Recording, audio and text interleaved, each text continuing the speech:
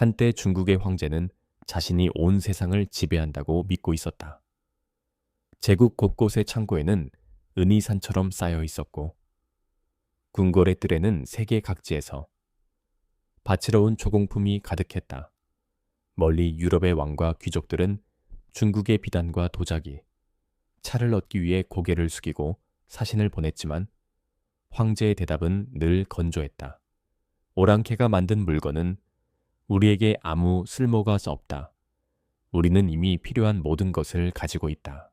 이 말 속에는 오만함만이 아니라 어느 정도의 현실인식도 섞여 있었다.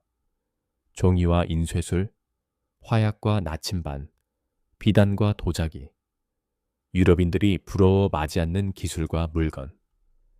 대부분이 이 땅에서 먼저 태어났다.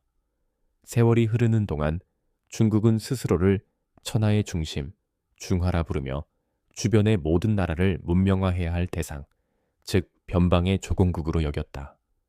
그리고 한동안 세상은 정말로 그렇게 작동하는 듯 보였다.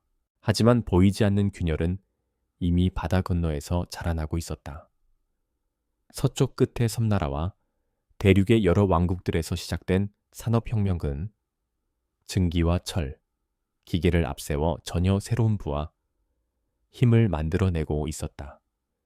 유럽의 상인들은 점점 더 많은 차와 비단, 도자기를 필요로 했고 그 대가로 끝없는 은을 중국으로 실어 날랐다.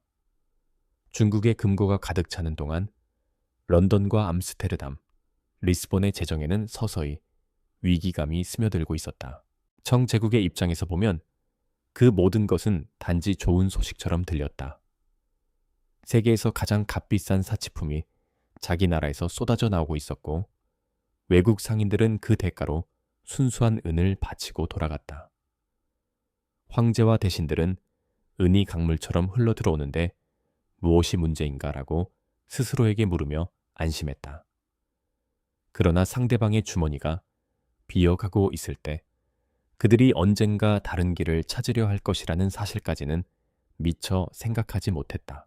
그 모든 부가 지나가는 거대한 창구가 바로 남중국 해안의 항구 도시 광저우였다. 서양 상인들은 이곳을 간톤이라 불렀고 황제는 외국 상인들이 이 항구 한 곳에서만 교역할 수 있게 엄격한 규칙을 세웠다. 그들은 성벽 안에 진짜 도시로 들어갈 수 없었고 성 밖에 길게 줄지어 선 2층 건물들, 이른바 공행과 공장 지구에서만 머물 수 있었다. 중국어를 배우는 것도 금지되었고 중국 여인과 혼인하는 것도 허락되지 않았고 내륙으로 여행하는 것은 말할 것도 없이 금지였다. 외국 상인들이 중국과 거래하고 싶다면 반드시 홍상인으로 불리는 공인 상인들을 거쳐야만 했다. 그리고 그 홍상인들 가운데 가장 유명한 인물이 바로 하고가였다. 하고가는 광저우에서만 부자가 아니라 당시 세계에서 손꼽히는 거부로 알려질 정도로 엄청난 재산을 모았다. 불이 났을 때 창고 속 은괴가 녹아 흘러나와 골목을 따라 은빛 강물이 흐르는 광경을 봤다는 이야기가 전해질 정도였다. 광저우의 부두에 서 있으면 그 구조가 얼마나 단순하면서도 기이한지 금방 알 수 있었다.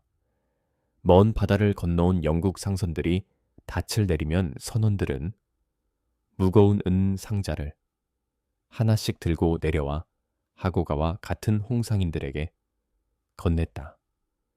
그리고 대신 비단과 도자기, 무엇보다도 엄청난 양의 차상자가 다시 배 위로 실려 올라갔다.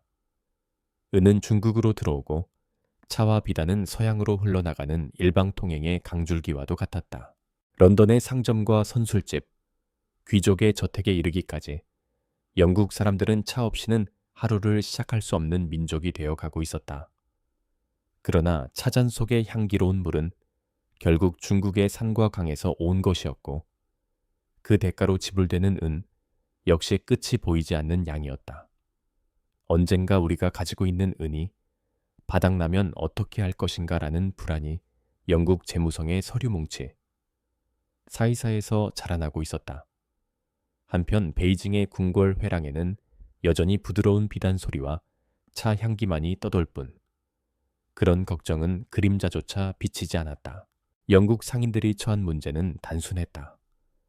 중국은 유럽에서 수입할 만한 물건을 거의 원하지 않았고 허락되는 것은 대부분 은으로 대금을 치르는 것뿐이었다. 차와 비단, 도자기 거래는 계속되었지만 그 뒤에는 서양의 금고가 비어가는 무역 적자가 쌓여갔다. 결국 런던과 인도의 영국 관리들 사이에서는 중국이 원하지 않는 물건을 억지로 팔 수 없다면 중국이 스스로 욕망하게 만들 물건을 찾아야 한다. 라는 결론이 조용히 떠올랐다. 그들이 선택한 답은 총도, 기계도, 화려한 직물도 아니었다. 벵골 평원에서 자라나는 한 송이 꽃, 양귀비였다. 양귀비 꽃에서 얻어지는 하얀 유액을 말리고 정제하면 갈색의 끈적한 덩어리가 된다. 그 덩어리를 물에 타서 마시거나 약으로 조금씩 쓰면 통증을 달래고 잠을 돕는 오래전부터 알려진 약재가 바로 아편이었다. 사실 중국에서도 아편은 이미 낯선 존재가 아니었다. 오래전부터 일부 의원들은 심한 통증이나 만성 질환을 앓는 환자에게 아편을 약으로 처방하곤 했다. 그러나 그것은 엄격히 관리되는 약재였고 소수만 접근할 수 있었으며 일상적인 기호품은 결코 아니었다. 무엇보다도 그때까지 아편은 대부분 마시거나 삼키는 방식으로 쓰였지 연기가 되어 폐 깊숙이 스며드는 방식으로 사용되지는 않았다. 모든 것을 바꾼 것은 서양 상인들이 가져온 길고 가는 파이프였다. 그 파이프는 단순한 흡연 도구가 아니라 현실과 꿈 사이를 잇는 통로 역할을 하게 된다. 작은 아편 덩어리를 불꽃 위에 올려 살짝 그을리면 검고 끈적한 표면이 거품을 일으키며 부풀어 오른다. 그 덩어리를 파이프의 작은 그릇에 올려놓고 천천히 불을 대며 한 모금 들이마시는 순간 피로와 근심이 희미하게 사라지는 듯한 감각이 찾아왔다. 처음 그 파이프를 물었던 사람들은 평범한 농민이 아니었다. 황실과 가까운 고위관료, 큰 상단을 이끄는 상인, 세금으로 배를 채우는 지역 유지와 같은 상류층이 먼저 이 새로운 쾌락을 맛보았다. 그들에게 아편은 비싼 비단 옷이나 진귀한 도자기, 희귀한 골동품과 함께 자신이 얼마나 여유롭고 부유한지를 보여주는 또 하나의 상징에 불과했다. 한 번 빨면 근심이 사라지고 두 번 빨면 몸이 떠오르며 세 번째 연기를 마시면 천상정원에 누운 듯하다. 라는 말이 담배 골방 사이사이로 번져나갔다. 광저우의 뒷골목에는 점점 더 많은 비밀스러운 방이 생겨났다.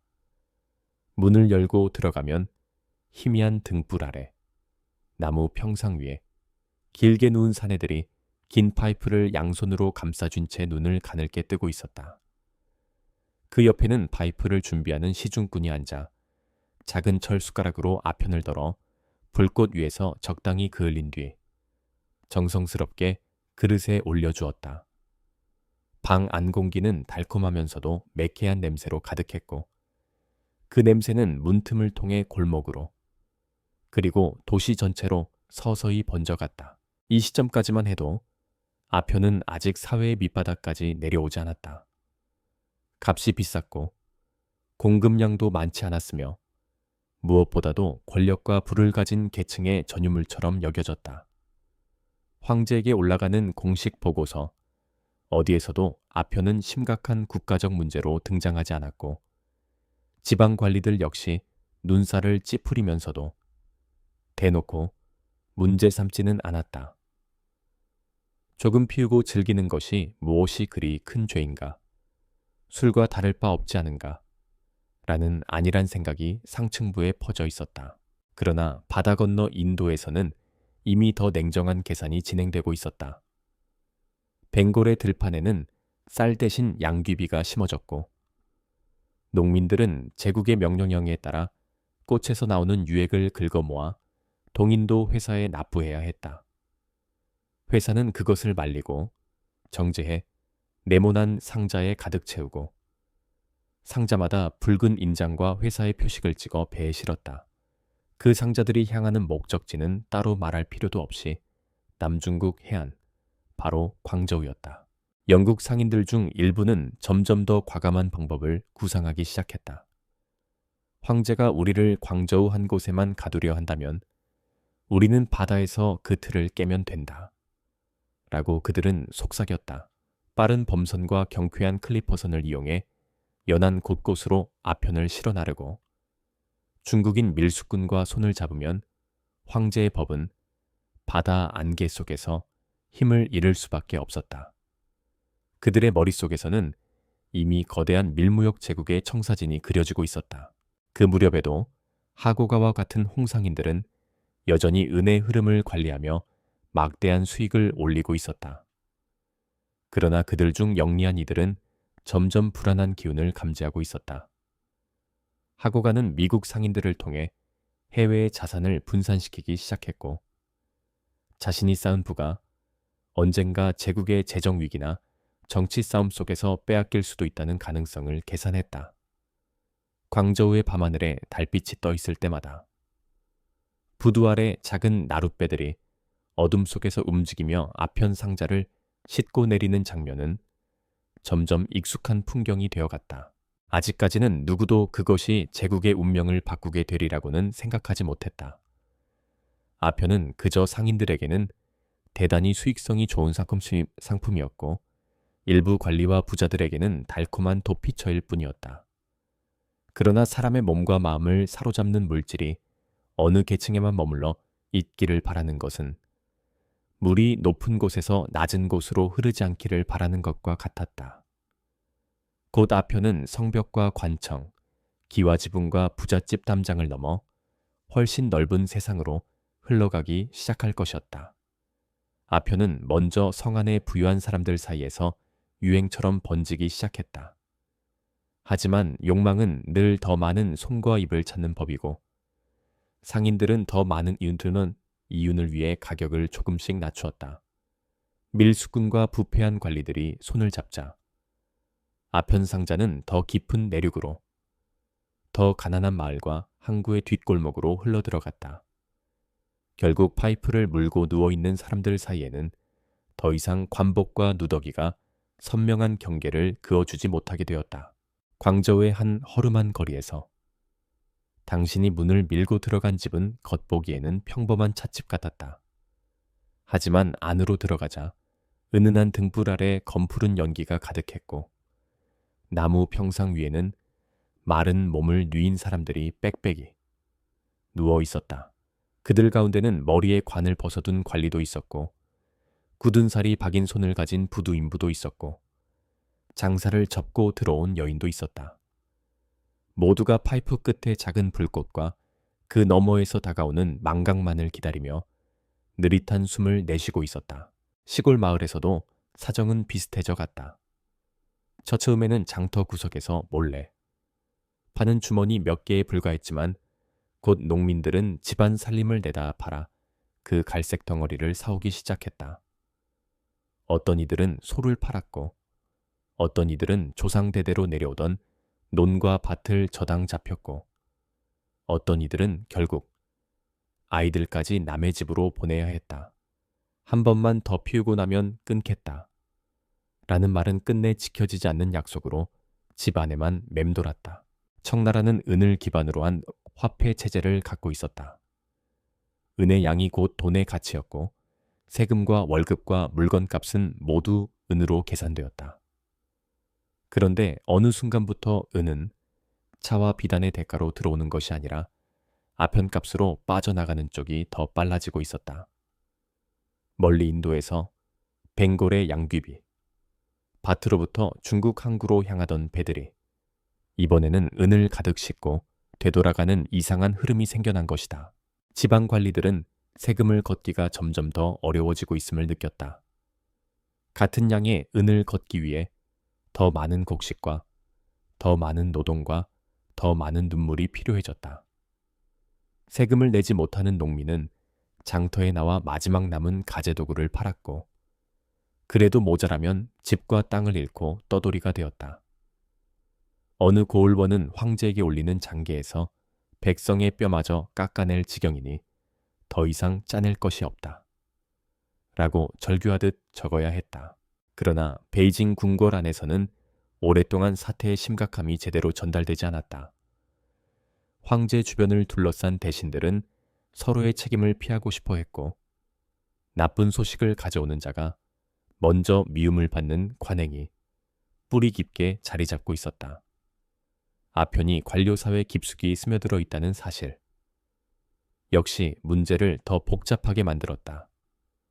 법을 집행해야 할 사람들 가운데 상당수가 이미 파이프에서 연기를 끊지 못하는 몸이 되어 있었던 것이다. 사태가 더 이상 방치할 수 없을 만큼 악화되자 황제는 마침내 단호한 결정을 내렸다. 제국 안에서 청렴하기로 이름난 한 관리에게 정원을 주어 남중국의 아편 문제를 뿌리부터 도려내라는 명을 내렸다. 그 관리가 바로 임칙서였다. 글과 도리에 밝고 권세가의 친척이든 벼슬아치든 잘못이 있으면 가차 없이 다스려온 사람으로 알려져 있었다. 임칙서가 광저우에 도착하자 도시는 순식간에 술렁이기 시작했다. 관청 앞마당에는 그를 한 번이라도 보려고 온 인파가 몰려들었고, 뒷골목에서는 이번에는 진짜일지도 모른다 라는 수군거림이 돌았다. 어떤 상인은 이 사람은 돈으로 사지 못한다더라. 손을 잘못대면 우리 모두 끝이다 라고 떨리는 목소리로 말했다. 아평을 드나들던 사람들 가운데 일부는 당분간 모습을 감추었고, 일부는 나라가 망해가는데 이 정도 쾌락이 무슨 죄냐며 더 깊이 파이프에 매달렸다. 임칙서는 부임하자마자 강력한 명령을 잇따라 내렸다. 먼저 중국인 아편 상인들을 색출해 체포하고 도시 곳곳에 아평굴 문에 봉인을 붙이도록 했다. 잡힌 상인들에게는 엄한 형벌이 내려졌고, 일부는 공개 처형을 통해 본보기로 삼았다. 아편을 피우던 이들은 강제로 마련된 해독소에 끌려가 진땀나는 금단의 밤을 보내야 했다. 그러나 그가 겨냥한 진짜 표적은 따로 있었다. 광저우 앞바다. 닻을 내린 외국 상선들과 그 안에 쌓여있는 아편 상자들이었다. 임칙서는 외국 상인들에게 공식 문서를 보내 제국의 법 앞에서 예외는 없다며 가지고 있는 아편을 모두 내놓을 것을 요구했다. 이 명령은 광저우의 공장 지구를 한순간에 얼어붙게 만들었다. 외국 상인들은 처음에는 이를 가볍게 여겼다. 지금까지 내려온 여러 명령과 단속은 뇌물과 타협으로 얼마든지 피해갈 수 있었기 때문이다. 조금만 버티면 저들도 현실을 알게 될 것이다. 결국 무역이 더 중요하니 우리를 내쫓지도 못할 것이다.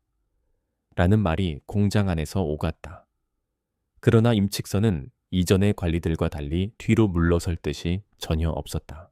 그는 공장 지구를 군사로 포위하고 중국인 하인과 짐꾼을 모두 철수시키게 했다.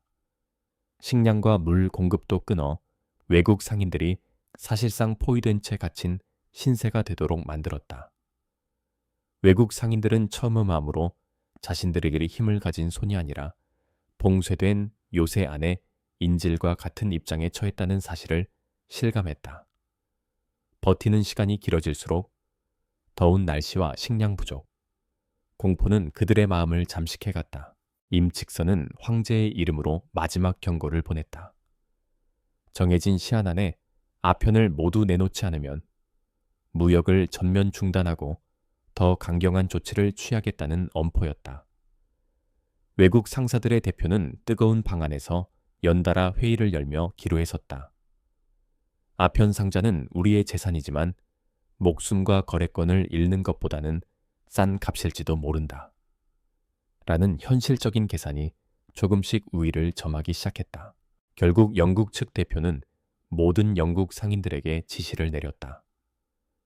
지금까지 가지고 있던 아편을 그의 명의로 넘기고 나중에 영국 정부가 손실을 보상해 줄 것이라고 약속한 것이다. 상인들은 울며 겨자 먹기로 순순히 따를 수밖에 없었다.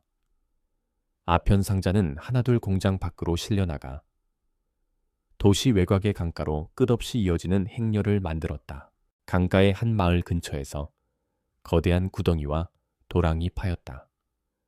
작업을 위해 동원된 수많은 인부들이 아편 상자를 부수고 그 안에 담긴 갈색 덩어리를 쏟아내어 바닥에 쌓기 시작했다. 그 위에 소금과 석회가 뿌려졌고 물길이 트이자 끈적한 진액은 서서히 녹아 흐르는 진흙으로 변해 강물로 흘러들었다. 영희 속에서 향처럼 피어오르던 아편이 아니라 진흙과 거품 속에 섞여 사라지는 아편의 모습은 묘한 통쾌함과 두려움을 동시에 불러일으켰다. 임칙선은 이 모든 과정을 직접 감독하며 상세한 보고를 황제에게 올렸다. 오랑캐의 독을 하늘과 조상 앞에서 깨끗이 씻어내렸으며 제국의 의지를 온 천하에 보여주었다. 라는 말이 장계의 끝에 적혀 있었다. 그러나 그는 동시에 이 행위가 외국 상인들과 그 뒤에 있는 나라들을 깊이 자극할 것이라는 사실을 잘 알고 있었다. 그래서 해변의 포대를 정비하고 군사를 훈련시키며 혹시 모를 무력 충돌을 대비하는 일에도 손을 놓지 않았다. 소식이 바다를 건너 런던에 도착했을 때 분노의 방향은 묘하게 비틀려 있었다. 영국의 정치가들과 상인들은 아편이 중국 사람들을 파괴하고 있다는 사실보다는 그들이 가진 재산이 강제로 빼앗겼다는 점에 더 주목했다. 한 나라가 우리 왕국의 상인과 깃발을 이렇게 모욕했다면 반드시 응징을 통해 다시는 그런 일이 없게 만들어야 한다. 라는 목소리가 의회에서 터져나왔다. 누군가는 이 전쟁을 자유무역과 국익을 지키기 위한 정의로운 싸움으로 포장했고 누군가는 속으로만 이 모든 것이 결국 아편 때문이라는 사실을 알고 있었다. 결국 영국 정부는 무력을 동원하기로 결정했다. 인도와 본국에서 선발된 군인과 수병들이 태평양을 향해 출항하는 함대에 탑승했다. 그 배들은 단순한 범선이 아니라 증기기관을 단 철선과 신식대포를 실은 전함들이었다. 어느 조용한 새벽, 남중국 해안의 어촌 사람들은 수평선 위에 검은 점들로 나타났다 점점 커져오는 낯선 함대의 모습을 바라보게 된다. 그렇게 해서 첫 번째 아편 전쟁이 시작되었다. 중국의 많은 이들은 처음에 이 전쟁을 가볍게 여겼다. 우리의 병력은 저들의 병력보다 훨씬 많고 천자께서 지켜보고 계신데 어떻게 작은 섬나라가 우리를 이길 수 있겠는가라는 믿음이 여전히 굳건했다. 그러나 실제 전투가 시작되자 사람들은 병력의 수보다 더 중요한 것이 있다는 사실을 처절하게 깨닫게 된다. 해안의 요새와 성벽 위에 설치된 중국의 대포는 아직도 옛 방식에 머물러 있었다. 화약을 채우고 쇠공을 장전한 뒤 비교적 짧은 사거리 안으로 들어온 적을 향해 발포하는 방식이었다. 반면 영국 함선에 실린 대포는 더 멀리, 더 정확하게, 그리고 무엇보다 폭발탄을 쏠 수 있었다. 돌덩이를 날리던 시대와 쇠조각을 사방으로 흩뿌리는 탄원의 시대가 한 전장에서 마주친 셈이었다. 중국 군함의 대부분은 여전히 나무로 된 장요선과 전통적인 전선이었다. 도치관에 의존하며 얕은 해안에서는 그럭저럭 빠르게 움직일 수 있었지만 철선과 증기선 앞에서는 속도와 기동성에서 크게 뒤처졌다. 영국의 철선은 바람이 불지 않아도 검은 연기를 뿜매우며 앞으로 나아갔고 두꺼운 선체는 중국의 대포를 어느 정도까지는 버텨낼 수 있었다. 중국 수병들은 마치 괴물을 보는 듯한 눈빛으로 이 불에 탄 용 같은 배들을 바라볼 수밖에 없었다. 해안 요새 하나가 무너지는 데 걸리는 시간은 사람들의 예상보다 훨씬 짧았다. 먼 거리에서 날아온 폭발탄이 성벽을 가르고 그 뒤에 있던 병사들을 함께 산산조각 냈다. 방어선이 뚫리자 남은 병사들은 창과 칼을 쥔 채로 어찌할 바를 몰라 하다가 결국 흩어져 도망쳤다. 우리는 아직 싸워보지도 못했는데 전투가 끝나버렸다. 라는 탄식이 여기저기서 새어나왔다. 영국 함대는 해안 도시들을 하나씩 향해 북상해 갔다. 광저우 인근의 요새를 지나 더 북쪽에 항구들을 향해 방향을 틀었고 도시들은 눈에 띄는 저항 없이 차례차례 문을 열어야 했다. 어떤 곳에서는 관료들이 빠르게 협상을 택해 성안의 파괴를 막으려고 했고 그 대가로 많은 은과 물자를 빼앗겼다. 어떤 곳에서는 끝까지 맞서 싸워보려 했지만 시대의 차이는 용기만으로 극복할 수 있는 것이 아니었다. 마침내 영국 전함들은 황하와 장강으로 이어지는 거대한 강줄기, 입구 근처까지 다가왔다. 중국의 심장부를 향해 난수로로 외국 함대가 들어오는 모습은 제국의 자존심을 가장 깊게 후벼 파는 장면이었다. 이 강을 따라 올라가면 수천 년 동안 황제의 도시와 곡창지대를 지탱해온 중심부와 맞닿게 된다. 그곳에까지 철선과 포대가 도착했을 때 아무리 윗사람에게 듣기 좋은 말만 고르던 대신들조차 사태의 엄중함을 부인할 수 없게 되었다. 결국 청정부는 더 싸울 힘도, 더 버틸 여지도 없다는 사실을 인정해야 했다. 전쟁은 공식적인 승리나 화려한 전투 장면이 아닌 패배를 기록하는 문서 한 장으로 마무리되었다. 그 문서가 바로 난징 조약이었다. 이 조약은 훗날 중국인들이 오랫동안 불평등 조약이라고 부르게 되는 사슬의 첫 골이었다. 난징 조약의 내용은 중국의 입장에서 보면 치욕적이었다. 우선 청정부는 전쟁 배상금 명목으로 막대한 양의 은을 영국에 지불해야 했다. 또한 남쪽 바다에 떠있는 한 섬을 영원히 영국 땅으로 넘겨야 했고 몇몇 항구 도시를 외국 상인들에게 더 넓게 개방해야 했다. 무엇보다도 영국인들이 중국 땅에서 죄를 저질러도 중국 법이 아니라 영국의 법과 재판을 따르도록 허용해야 했다. 이 조항은 단순한 법률 문제가 아니라 주권의 심장부를 찌르는 독과 같았다. 중국 백성이 같은 죄를 지으면 무거운 벌을 받지만 영국인은 같은 일을 하고도 자국 영사관에서 가벼운 처벌을 받거나 무죄로 풀려날 수 있었다. 도시의 골목에서 이런 일이 몇 번이고 반복되자 사람들 사이에서는 이 땅에도 법 위에 있는 사람이 있다 라는 냉소와 분노가 퍼져나갔다. 그러나 조약에 서명을 한 이상 청정부는 그 불평을 삼킨 채 현실로 받아들일 수밖에 없었다. 전쟁의 직접적인 명분이었던 아편 문제는 어떠했을까? 아이러니하게도 난징 조약 어디에서도 아편을 금지하거나 제한하는 조항은 명확히 명시되지 않았다. 전쟁 전에도 이미 밀수로 들어오던 아편은 이제는 더 넓어진 항구와 외국인의 특권을 등에 업고 더욱 대담하게 중국 땅으로 흘러들어오기 시작했다. 피와 은을 쏟아낸 전쟁의 끝에서 정작 독의 흐름은 막히기는커녕 오히려 더 굵어진 셈이었다. 청나라는 이 패배를 통해 단지 영토 일부와 은괴만 잃은 것이 아니었다. 수천 년 동안 마음 깊은 곳에서 의심 없이 믿어왔던 우리가 세상의 중심이며 오랑캐는 변방의 조공국일 뿐이다.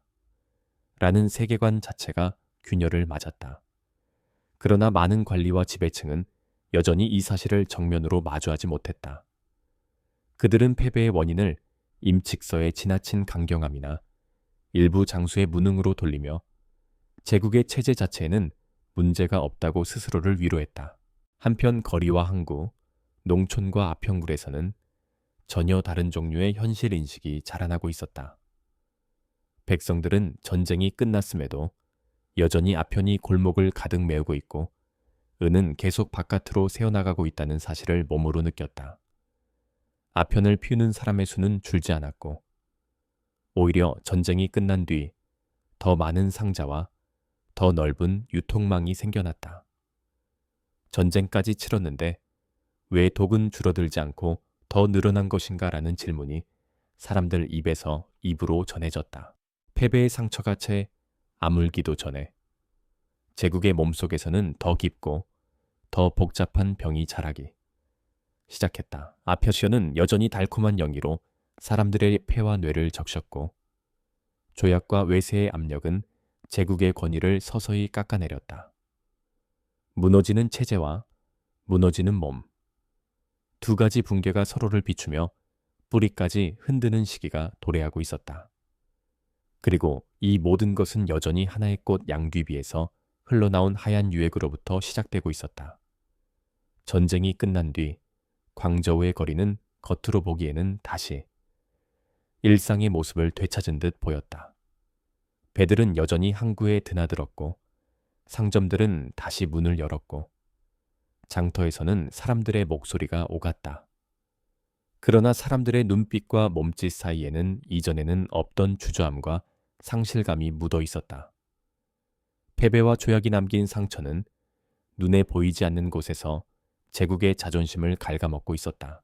난징 조약 이후 몇 해가 지나지 않아 서양의 깃발은 더 많은 중국 항구에서 펄럭이기 시작했다. 광저우뿐 아니라 상하이와 샤먼, 닝보와 복주 같은 항구들이 하나둘 서양 상인들에게 문을 열어야 했다. 그 항구의 일부 지역은 사실상 중국의 법이 미치지 못하는 또 다른 세계가 되었다. 유럽식 건물이 줄지어 서고 외국인 전용 구역에서는 외국 경찰이 거리를 순찰하며 담배 연기와 웃음소리가 뒤섞여 흘러나왔다. 상하이의 강변에 서면 한쪽에는 중국식 기와지붕과 좁은 골목이 이어지고 다른 한쪽에는 서양식 석조 건물이 나란히 서 있는 광경이 펼쳐졌다. 중국인 상인은 외국인의 구역에 들어가려면 허가와 통역을 필요로 했고 그곳에서 일어나는 많은 일들에 대해 제대로 알 수 없었다. 반면 외국 상인과 선원들은 중국인의 거리로 손쉽게 드나들며 물건을 사고 사람들을 고용했다. 그러나 그들이 중국 땅에서 무슨 잘못을 저질러도 중국 관아는 그들을 마음대로 벌할 수 없었다. 한 번은 술에 취한 외국 선원이 인력거꾼을 거칠게 밀쳐 넘어뜨려 숨지게 한 사건이 있었다. 죽은 이의 가족과 이웃들은 관아 앞으로 몰려가 눈물을 흘리며 억울함을 호소했다.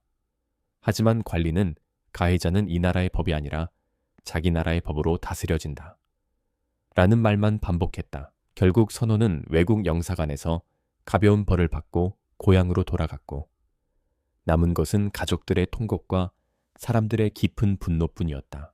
도시마다 새로 생겨난 이 2층 세계는 제국의 균열을 눈으로 보여주는 상징과도 같았다.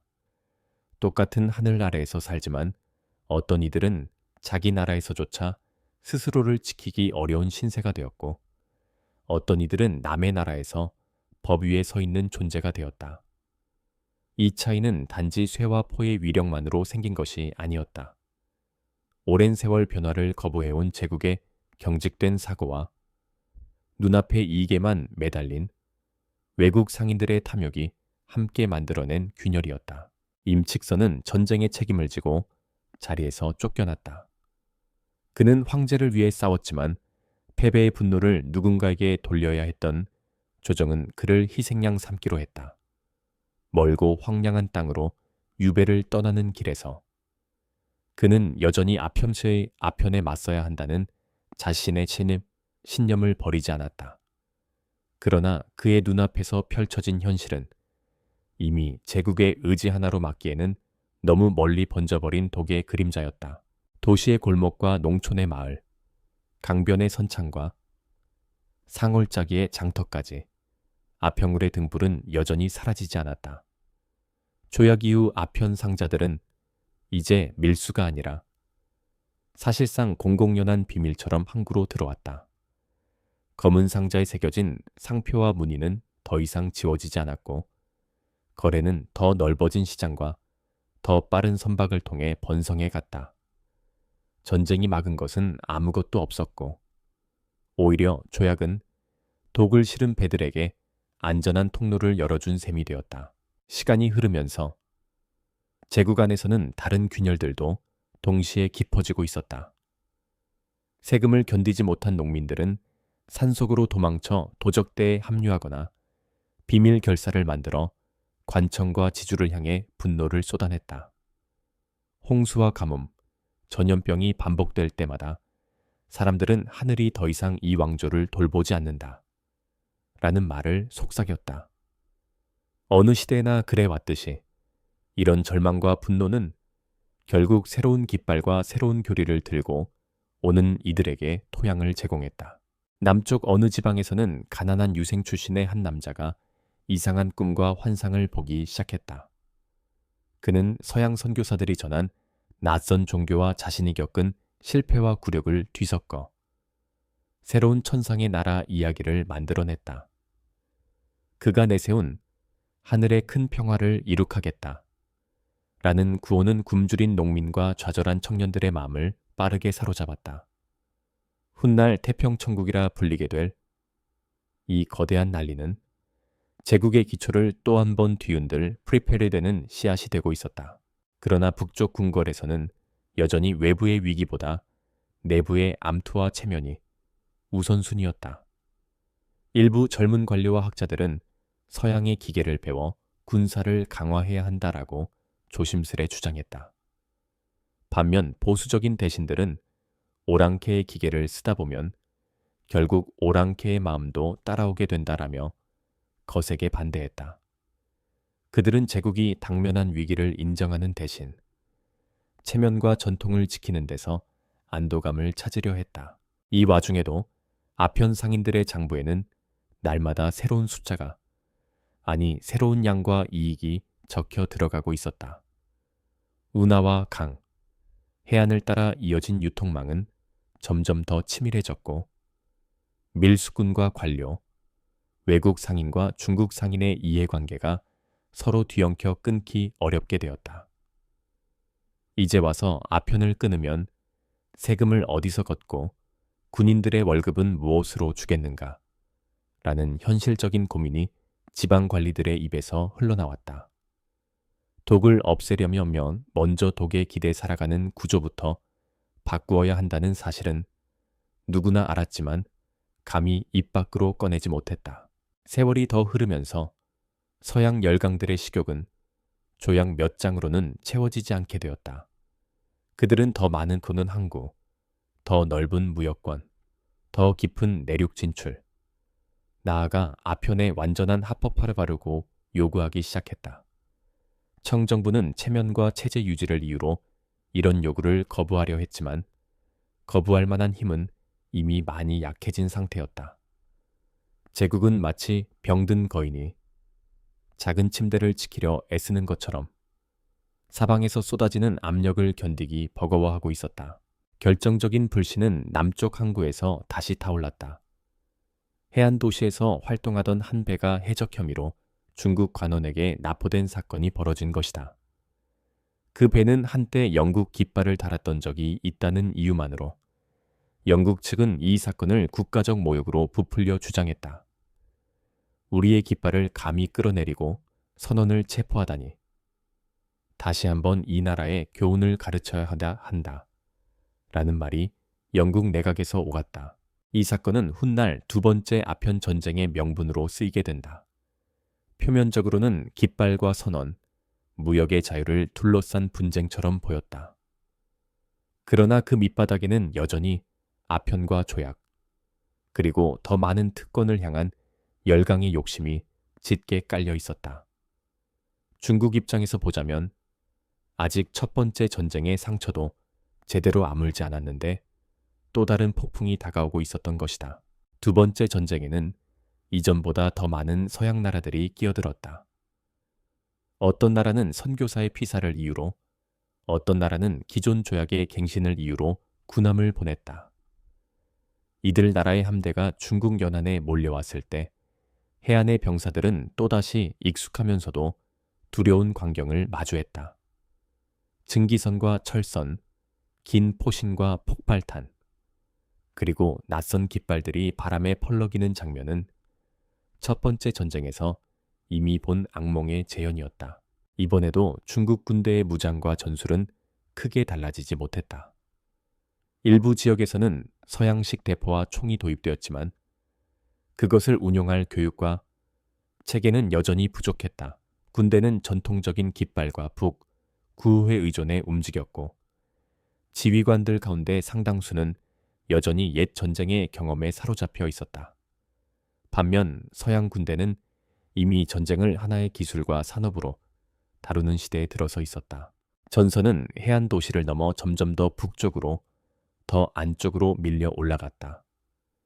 결국 서양 연합군의 발길이 수도 문턱 근처까지 다다랐을 때 많은 사람들은 설마 그들이 천자의 도시까지 감히 들어오겠는가? 라고 스스로에게 물었다. 그러나 그 설마는 머지않아 잔혹한 현실로 바뀌었다.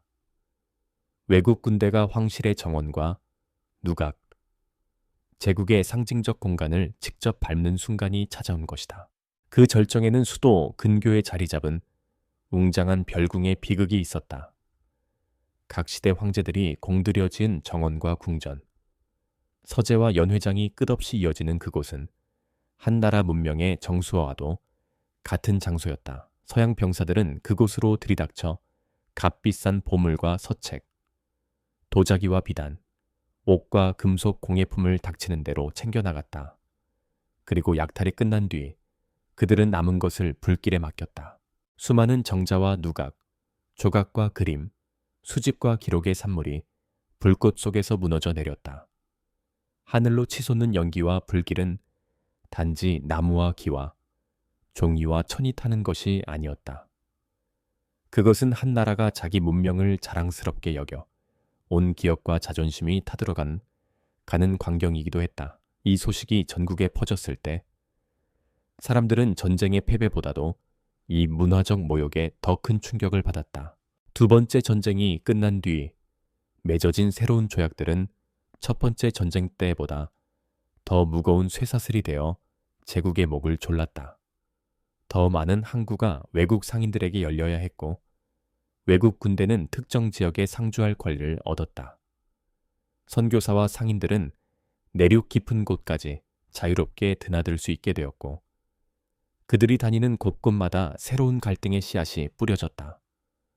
무엇보다도 아편은 사실상 공인된 상품처럼 조약에 이름을 올리게 되었다. 이제 아편은 밀수가 아니라 조약과 관세표에 적힌 하나의 수출입 품목이 되었다. 외국 상인들은 합법적인 물품을 거래할 뿐이라는 말을 거리낌 없이 내뱉었다. 관료들 가운데 일부는 여전히 하추 아편을 금지한다는 명목상의 칙령을 내려보냈지만 그 조서는 내려가는 길마다 수많은 손에 의해 돈으로 바뀌어버렸다. 독은 더 이상 숨어 들어오지 않았고 대낮의 항구와 강변을 통해 떳떳한 얼굴로 들어왔다. 이 모든 과정 속에서 청왕조의 권위와 통치력은 눈에 띄게 약해지고 있었다. 조정은 바깥으로는 열강의 압력에, 안으로는 반복되는 난리와 반란에 시달렸다. 어느 지방에서는 태평천국의 깃발이 올라가고 다른 지방에서는 또 다른 무장단체가 세금을 거부하며 성을 공격했다. 황제가 앉아있는 자금성의 궁벽은 여전히 화려했지만 그 벽을 지탱하던 보이지 않는 기둥들은 이미 금이 간 상태였다. 사람들은 이제 더 이상 제국을 하나의 단단한 집처럼 느끼지 않았다. 누군가는 하늘이 이 왕조를 버렸다. 라고 속삭였고 누군가는 우리가 스스로를 버렸기 때문에 하늘도 등을 돌린 것이라고 한탄했다. 누군가는 서양의 기계를 배워 다시 힘을 되찾자고 외쳤고 누군가는 오히려 서양의 존재 자체를 부정하며 칼을 갈았다. 그러나 어느 쪽이든 그들의 삶 곁에는 여전히 희뿌연 아편 연기가 얇은 안개처럼 스며들어 있었다. 강변의 한 작은 마을에서 노인은 밤이 되면 아편굴로 향하는 젊은이들의 등을 바라보며 깊은 한숨을 내쉬었다. 그는 젊었을 때 제국이 아직 자신감과 힘에 차 있던 시절을 기억하고 있었다. 하지만 이제 그의 눈앞에는 쇠와 증기 조약과 은, 그리고 양귀비꽃에서 시작된 도구로 얼룩진 새로운 세상이 펼쳐져 있었다. 그는 물었다. 우리는 어디서부터 잘못되었는가? 그리고 어디까지 떨어져 있어야 다시 올라가려 할 것인가? 그 질문에 대한 대답은 아직 누구에게도 분명하지 않았다. 다만 분명한 것은 아편이 단지 몸을 병들게 하는 약물이 아니라는 사실뿐이었다. 그것은 제국의 재정과 군사, 사상과 자존까지 천천히 잠식하는 완만한 독이었다. 그리고 그 독은 여전히 한 송이 꽃처럼 아름다운 색과 향기를 내뿜으며 제국의 구석구석으로 씨앗을 퍼뜨리고 있었다. 세월이 흘러 전쟁의 포화는 잠잠해졌지만 양귀비 꽃의 그림자는 오히려 더 깊게 산과 들을 덮기 시작해야 했다. 해안으로 들어오던 상자만으로는 늘어나는 수요를 감당할 수 없어지자 상인들과 지방 권력자들은 눈을 돌려 내륙의 농토를 바라보았다. 논과 밭, 차와 곡식이 자라던 땅에 이제는 팝콘처럼 흰 꽃잎과 연분홍 꽃잎을 단 양귀비, 줄기가 줄지어 올라오기 시작했다. 굶주림에 시달리던 농민들에게는 이 꽃이 비록 독을 품고 있다 해도 처음으로 자신들에게 넉넉한 은을 안겨주는 구원처럼 보이기도 했다. 운남과 사천의 상월짝이 구불구불한 길을 따라 올라간 마을에서는 거의 모든 밭이 양귀비로 바뀌어가고 있었다. 어제까지만 해도 물을 가두어 벼를 키우던 계단식 논에는 이른 봄이 오면 작은 싹들이 올라와 초여름 하늘 아래 함께 흔들렸다. 한 농부는 굳은 손으로 양귀비 열매를 얇게 긁어내며 쌀을 심었을 때는 온 가족이 이래도 겨우 입에 풀칠만 했다라고 털어놓았다. 이 꽃을 심고 나서야 아이들에게 새 옷을 사줄 수 있었고 세금도 겨우 낼 수 있게 되었다. 라는 그의 말에는 씁쓸한 자조와 안도가 함께 섞여 있었다. 당신이 그런 농부에게 이 꽃이 다른 이들을 망치고 있다는 생각은 해보았는가라고 물으면 그는 잠시 침묵한 뒤 고개를 저을 것이다. 독을 처음 들여온 것은 바다 건너 사람들이다. 우리는 다만 그들이 뿌린 씨앗을 따라 살 길을 찾고 있을 뿐이다. 라는 말이 그의 입에서 흘러나온다. 내가 심지 않는다고 해서 아편이 사라지는 것도 아니다. 그럼 이 상월짝이 사람들은 무엇을 먹고 살겠는가? 라는 반문에는 개인과 제국의 비극이 한꺼번에 담겨 있다. 그는 다시 열매를 긁어내리며 어차피 누군가는 이 꽃을 심을 것이다. 라고 낮게 중걸거린다. 지방에 관해서도 상황은 크게 다르지 않았다. 세금을 거두어 위로 올려보내야 하는 관리들은 양귀비 밭에서 나오는 돈이 아니고서는 도저히 장부를 맞출 수 없다는 사실을 잘 알고 있었다. 겉으로는 아편 재배를 단속한다는 공문이 내려오고 벽에는 금연을 권하는 붓글씨가 걸렸지만 뒤쪽 방에서는 전혀 다른 계산이 오갔다. 올해도 일정량의 음만 거둘 수 있다면 뭐가 심어져 있는지는 눈을 감을 수밖에 없다. 라는 말이 속닥이처럼 돌았다. 이렇게 해서 제국의 토지와 재정, 생계는 점점 더 아편에 얽혀 들어갔다. 독을 없애려면 먼저 독이 지탱하고 있는 경제 구조부터 갈아엎어야 하는데 그러기에는 국고와 행정력이 너무 약해진 상태였다. 어느 관리는 아편을 끊으라는 것은 이미 중독된 몸에게 당장 숨을 쉬지 말라는 말과 같다. 라고 한탄했다. 제국 전체가 하나의 병든 몸이 되어 독을 미워하면서도 그 독에 의존해버리는 기묘한 처지에 놓여 있었던 것이다. 한편 바다 건너의 강대국들은 중국을 하나의 거대한 상자로 여기며 서로 나누어 가지려는 마음을 숨기지 않았다. 전쟁에서 중국이 보여준 무력함은 이 땅이 더 이상 누구의 손에도 쉽게 저항하지 못할 것이라는 신호처럼 보였다. 외교 사절과 군인, 상인과 선교사들이 모여 앉은 자리에서 중국이라는 큰 참외를 어떻게 나누어 먹을 것인가라는 무례한 비유까지 공공연히 오갔다. 지도를 펼쳐놓고 색연필로 선을 긋는 손에는 어떤 죄책감도 보이지 않았다.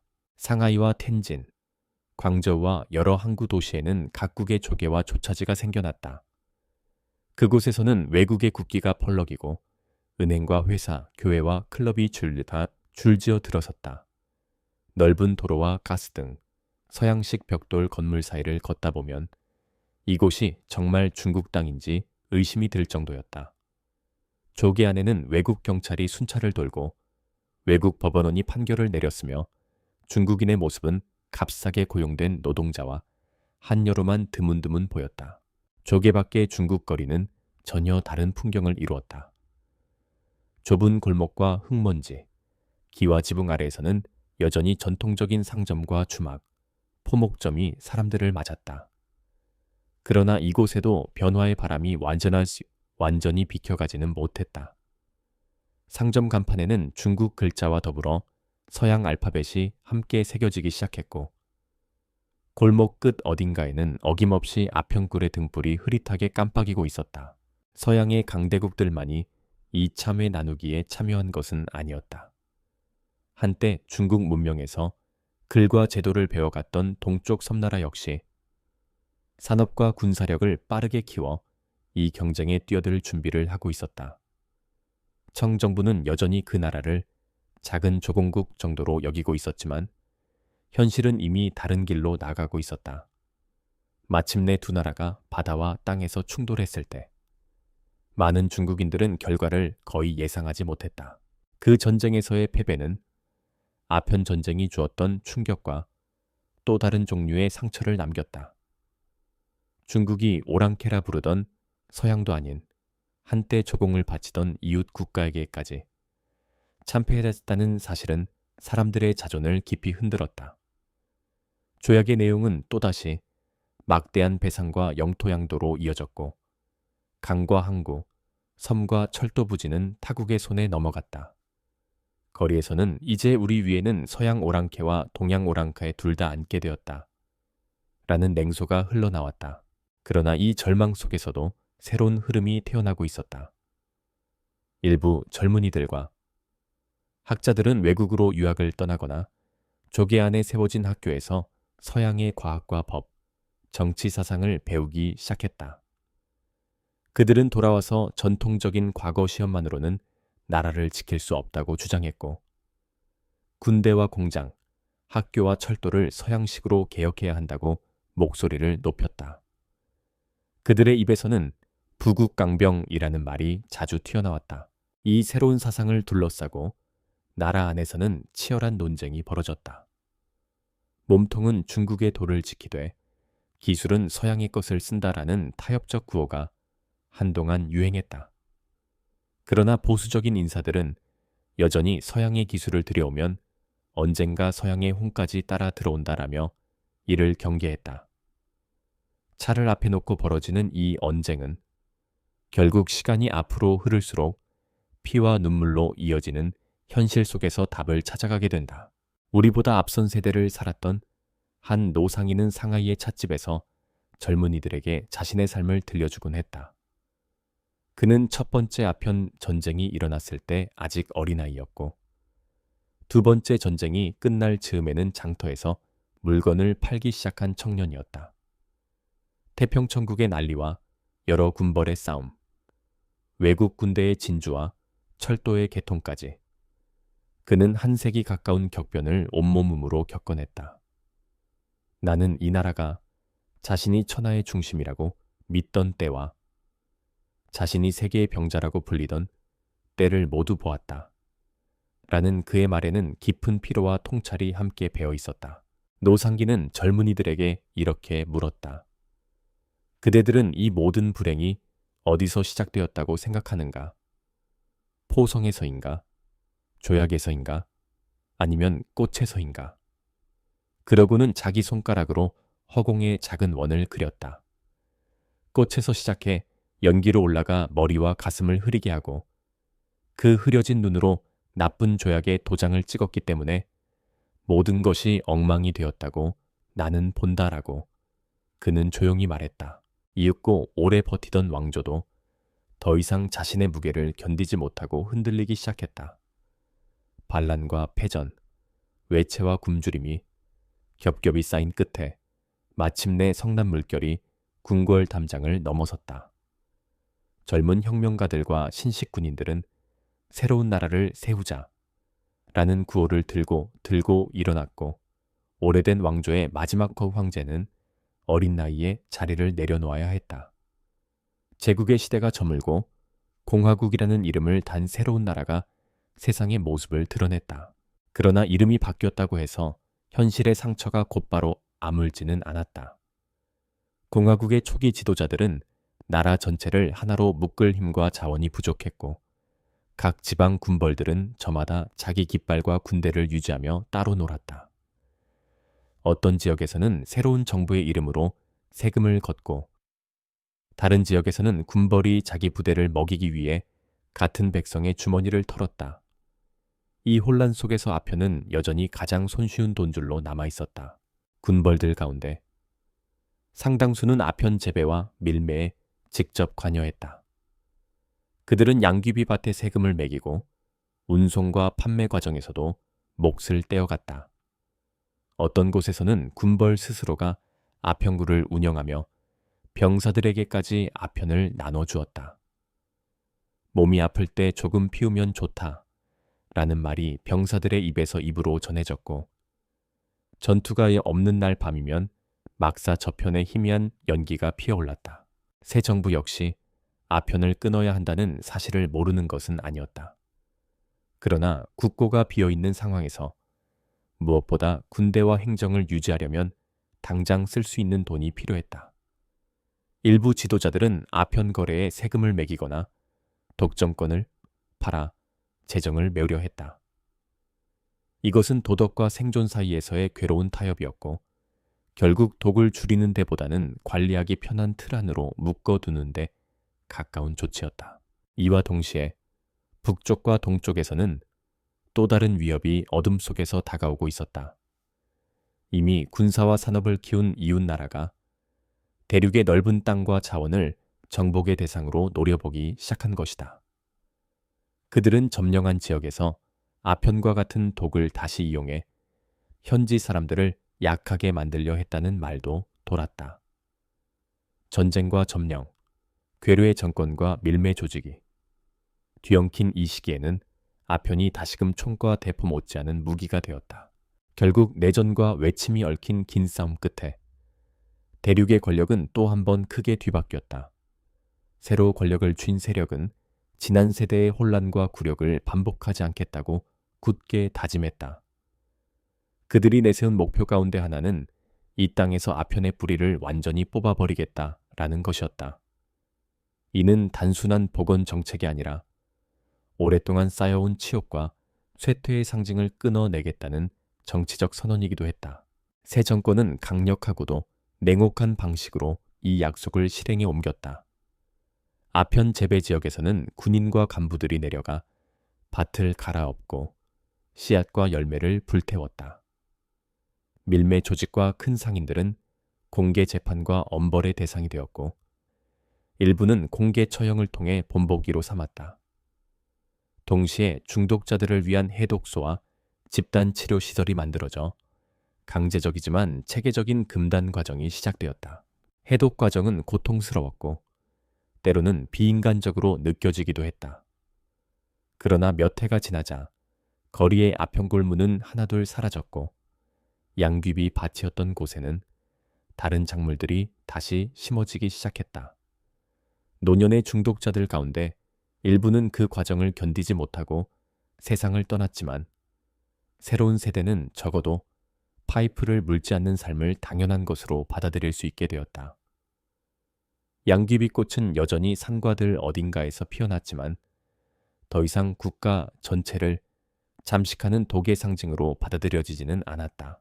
그러나 아편의 흔적이 완전히 사라진 것은 아니었다. 사람들의 기억과 이야기, 책과 영화, 교과서 속에서 아편은 백년치욕이라는 말과 함께 거듭 소환되었다. 나라의 지도자들과 교사들은 아편 전쟁을 근대, 중국 역사의 출발점이자 절대로 잊어서는 안 될 교훈으로 강조했다. 나라가 약해지면 꽃 한 송기와 독 한 줌에도 무너질 수 있다라는 메시지가 아이들의 귀에 반복해서 들어갔다. 도시 곳곳에는 아편 전쟁과 관련된 유적과 기념관이 세워졌다. 관람객들은 당시의 포탄 자국이, 남은 성벽과 하고가와 임칙서, 이름 없는 병사와 농민의 이야기가 적힌 설명문을 따라 걸었다. 유리 진열장 안에는 옛 파이프와 아편 상자, 조약 문서와 외국 그림들이 전시되어 한때 이 땅이 어떻게 짓밟히고 약탈당했는지를 보여주었다. 사람들은 그 앞에서 조용히 서서 분노와 슬픔 그리고 묵직한 결심을 동시에 느꼈다. 새로운 시대에서 아편은 단지 하나의 약물이 아니라 약함과 탐욕, 그리고 외세 침략의 상징으로 굳어졌다. 그 이야기는 우리는 다시는 그런 시대를 허락하지 않겠다 라는 다짐과 함께 전해졌다. 동시에 많은 끄는 이들은 이 비극이 외국의 책임만이 아니라 내부의 부패와 무능, 그리고 눈앞의 이익을 쫓다 원칙을 버린 선택들 때문이기도 했다는 점을 돌아보았다. 꽃과 연기, 조약과 배신이 함께 만들어낸 이 긴 악몽 속에는 타인의 죄와 우리의 죄가 섞여 있었다. 어느 조용한 밤, 당신이 현대의 부드러운 침대에 누워 눈을 감으면 먼 옛날 광저우의 나무, 평상에 누워 파이프를 물던 사람들의 모습이 어렴풋이 떠오를지도 모른다. 그들은 잠시의 평안을 위해 자신의 몸과 가정을 내주었고 그들의 선택이 모여 하나의 제국을 서서히 무너뜨리는 데 일조했다. 또 한편으로는 그들을 그런 선택으로 몰아간 구조와 압력, 탐욕과 무관심도 함께 떠오를 것이다. 역사는 언제나 개인의 약함과 시대의 거대한 힘이 얽혀 흐르는 강이기 때문이다. 양귀비 꽃은 여전히 아름다운 꽃이다. 햇빛 아래에서 흔들리는 그 꽃잎만 보고서는 그 안에 얼마나 많은 눈물과 피, 은과 독이 스며 있는지 알기 어렵다. 그러나 중국이라는 오래된 문명은 이 꽃이 남긴 상처를 통해 약함이 무엇을 부르는지, 탐욕이 어디까지 세상을 망가뜨릴 수 있는지를 몸으로 배웠다. 그리고 언젠가 다시 무너질지라도 적어도 같은 방식으로 무너지지는 않겠다고 조용히 다짐하게 되었다. 이 긴 이야기는 한 나라의 몰락과 재건에 관한 이야기일 뿐만 아니라 인간이 무엇에 중독될 수 있는가에 대한 이야기이기도 하다. 어떤 시대에는 꽃에서 나온 독에, 어떤 시대에는 돈과 권력에, 또 다른 시대에는 이념과 증오의 사람들은 취해 온다. 아편의 연기가 사라진 자리에도 여전히 새로운 형태의 중독과 망각이 우리를 유혹할 수 있다는 사실을 잊지 않는 것. 그것이 이 역사가 남긴 또 다른 경고일 것이다. 그러나 동시에 수많은 실패와 치욕을 겪고도 다시 일어나려 애써 온 사람들의 끈질김 역시 이 이야기의 한 축으로 남아있다. 밤은 깊어지고 도시의 불빛은 하나둘 꺼지지만 누군가는 여전히 책장 위에 꽂힌 역사책을 펼쳐 이 시대를 되짚어본다. 그는 자신이 사는 세상이 결코 당연히 주어진 것이 아니며 수많은 희생과 선택의 결과라는 사실을 떠올린다. 꽃 한 송이와 영이, 한 모금이 한 나라를 무릎 꿇게 만들 수 있었다면 작은 경계심과 작은 용기도 또 다른 미래를 만들 수 있지 않을까. 그렇게 생각하며 눈을 감을 때 먼 과거의 연기가 아니라 스스로 선택한 꿈과 내일을 향한 숨이 가슴 속에서 천천히 오르내리기 시작한다.